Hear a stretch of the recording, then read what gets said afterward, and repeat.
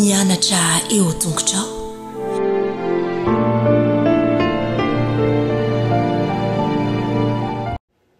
Fahaly-miarabantsika tsirairay avy-indray tonga eto amin'ny fandraisana ny lesona ho an'ny tanora zokiny isika amin'ity an'ity manao fahasoavan'ny tompo aminao ary mirary ny soa indrindra mba hiasan'ny fanatranana isika alohan'ny diry antsika ny amin'ny lesona an'io dia vavakisika.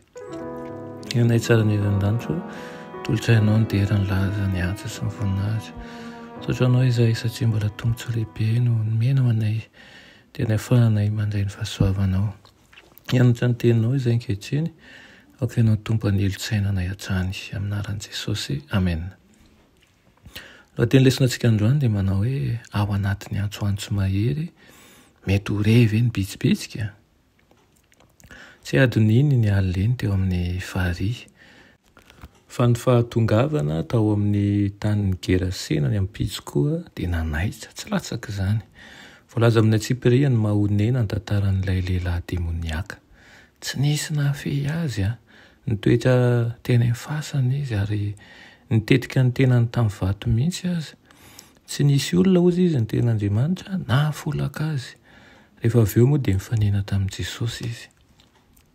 Niazakazaka nanantona an'i Jesosy ilay lehilahy. Tsy voaresaka ny nataon'ny mpianatra. Ngamba mety nandositra ngamba n'izy ireny. Rehefa tonga teo amin'i Jesosy ilay lehilahy dia niankoka teo anatrehany avy hatrany. Ny teny hoe niankoka dia avy amin'ilay matoa-teny Grika hoe proskineo, izay matetika izy io adika amin'ny hoe mitsaoka. Toa fantatry ilay lehilahy fa i Jesosy no olona afaka hamonjy azy. Vatany vao nanokatra ny vavany teny amin'i Jesosy anefa izy dia ilay demonia tao anatiny no niantsoantso. Reny Jesosy tao anatin'ny ny antso mahery ireo demonia ireo kosa nibitsiky ny talao an'ity lehilahy ity ny antso fonjy. Nangataka tamin'i Jesosy ireo demonia ireo mba havela hiditra any amin'ireny ny andia kisoa dia navelan'i Jesosy moa. Kisoa ny isa 2,000 teo eo no indray nirohatra tany amin'ny antsana ka maty andrano. Fa tiantoka arabola lehibe dia lehibe zany ho an'ilay tompony. Ny magaga dia ity fantatr'ireo demonia tsara hoe iza moa Jesosy. Fantatr'izy ireo ny tsy fananany hery eo anatrehan'i Jesosy izay nahatonga azy ireo ny fona mafy tamin'ny indroa mihitsy azy mba niken'ny fangatahany.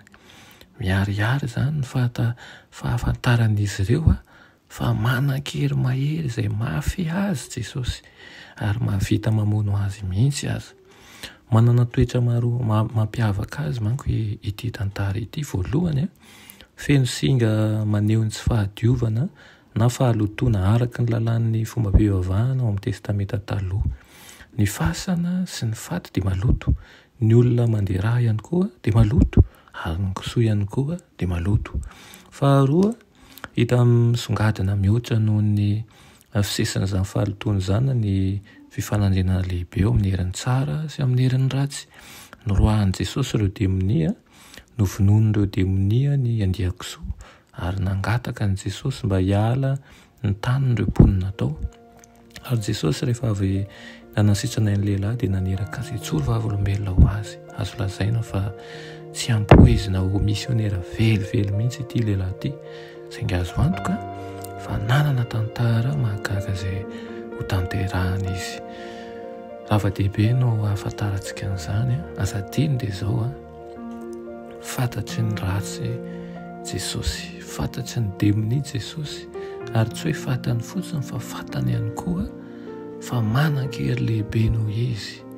Izany hoe raha miankina amin'ny tompo isika, raha miray amin'i Jesosy isika, raha miara-dalana amin'i Jesosy isika dia mino marimarina tokoa fa tsisy azon'ny satana ho atao eo amin'ny fiainantsika na manao ahoana satria na izy mahafantatra fa Jesosy dia manan-kery lavitra lehibe noho izy.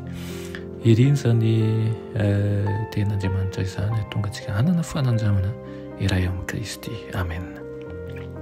Ry Tompon'Andriamanitra eo mbola misaotra anao zay amin'izany teninao zany mankasitraka aminao izay momba anay hatrany. Izany herinao izany anie tsy hasaraka anay fa naiza misy anay dia ampitombo hatrany finoanay ka tsy salasala izahay satria manan-kery lehibe tokoa ianao. anaran'i Jesosy. Amen.